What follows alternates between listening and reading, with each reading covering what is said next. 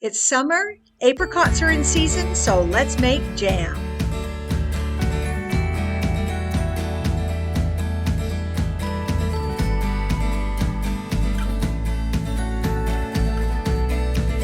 Okay, here's a quick look at some of the things you're going to need to make jam.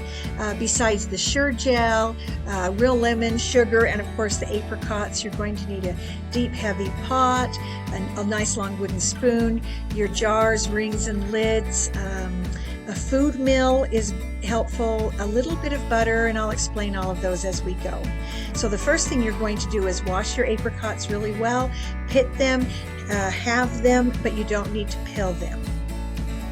And of course, you're going to get your jars nice and clean and rings ready and available. Then you're going to put your lids in warm water, actually boiling water, to soften the ring part so it'll stick to the jar. Measure 7 cups of sugar and put it in a bowl and set it to the side. Then of course, you're going to get your apricots, put them in the food mill and grind them up so that they're nice and fine, not too chunky. And according to my sure gel recipe, it calls for 5 cups of apricots. Be sure to check the recipe in the box of sure gel to get your measurements exactly precise. This recipe also calls for a 4th cup of lemon juice to be poured in there. That keeps the apricots from going brown. It keeps them a nice bright orange color. And then you're going to put all of that smashed up, ground up apricot into a heavy pot. Make sure it's got a good bottom so it'll transfer the heat well. You'll just scrape that all in and get ready for the cooking part of it. Now make sure you check your pectin recipe very carefully, but the next part in most jams is you add your pectin and then you stir it into that cold fruit until it's well mixed. Then you're going to add about a teaspoon of butter.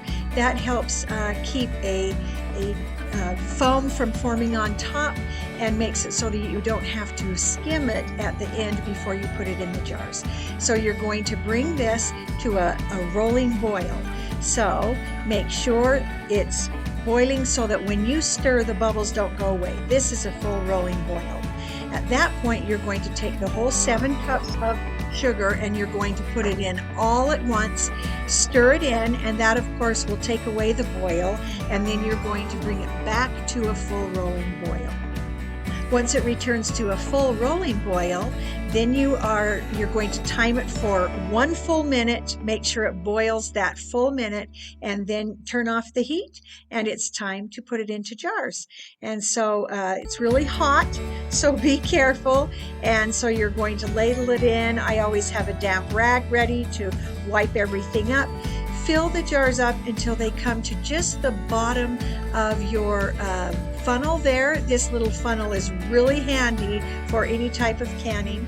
And then you're going to get your lids with this little magnetic grabber out of the hot water, put it on top and secure that ring nice and tight. And then wipe it down, and you're going to flip it onto a dry towel and let all those jars rest for 5 minutes upside down. Now this is the old-fashioned grandma way of doing it, and nowadays they'll recommend that you do these in a hot water canner. I do it this way. It works for us well. We eat the jam pretty fast, and so we've never had a problem. So I hope you will try your apricot jam, that you'll have some fun with it, and we'll try some other fruits too. I'll put some of the fun little gadgets and gizmos that I've used in the links down below, and I hope if you buy them, you'll use my link, because that helps us earn a little bit of money. And I hope you'll comment and share this and even subscribe to my channel. That'd be great. Have a great summer. Happy jam making.